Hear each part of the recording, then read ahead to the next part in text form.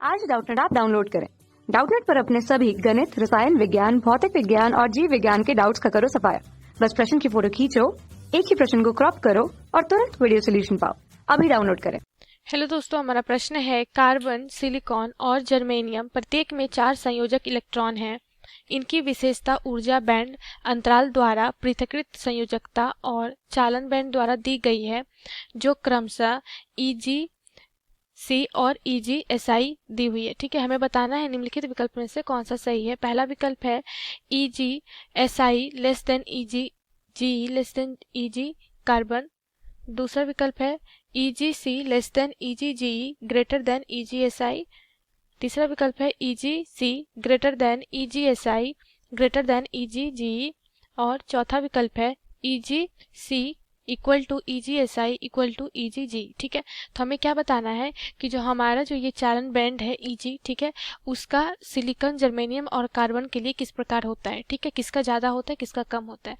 तो दोस्तों, जैसा कि हम जानते हैं कि कार्बन हमारा क्या होता है, कार्बन हमारा विद्युत रोधी पदार्थ है। ठीक है, विद्युत रोधी मतलब ये क्या है, कुचालक है। ठीक है, और सिलिकॉन और जर्मेनियम की बात करें, सिलिकॉन और जर्मेनियम,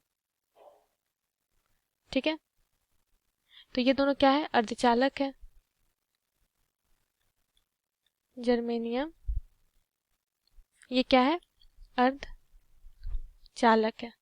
ठीक है, तो अगर हम ऊर्जा बैंड की बात करें तो ये किस तरह से होता है कि ये मान लीजिए इस तरह से।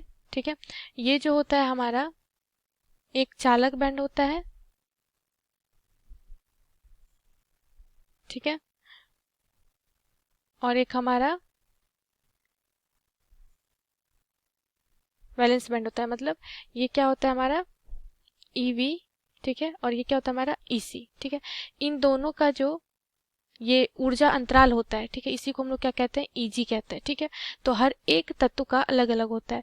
तो जो हमारा विद्युत रोधी पदार्थ होता है उसका जो EG होता है, ठीक है, वो क्या होता है, ग्रेटर देन 3 इलेक्ट्रॉन वोल्ट द्वारा होता है। ठीक है, क्योंकि इसका ऊर्जा अंतराल बहुत होता है, इसीलिए इसमें चालन संभव नहीं है। ठीक है, ये अर्धचालक जो होता है इसके सामान्य ताप पर इसमें चालन नहीं हो सकता, लेकिन अगर हम बाह्य ताप देते हैं तो इसमें चालकता शुरू हो जाती है, जिसके कारण इसका जो EG होता है वो क्या होता है, कम होता है 3 इलेक्ट्रॉन वोल्ट से, जो हमारा अर्धचालक का EG होता है। ठीक है, तो सबसे पहले तो इसी समय पता चल गया कि कार्बन का जो EG, जो हमारा ऊर्जा अंतराल होता है, वो क्या होता है, ज़्यादा होता है। सबसे ज़्यादा होगा सिलिकॉन और जर्मेनियम से। ठीक है, तो सबसे ज़्यादा किस में हो जाएगा, जो कार्बन का होगा क्या होगा, सबसे ज़्यादा होगा, तो इस विकल्प में हमें दिख रहा है। ठीक है, उसके बाद अगर हम जर्मेनियम और सिलिकॉन की बात करें तो सिलिकॉन का क्या होता है, ज़्यादा होता है किससे, जर्मेनियम में, क्योंकि दोनों अर्धचालक है। और दोनों अर्धचालक की तुलना करें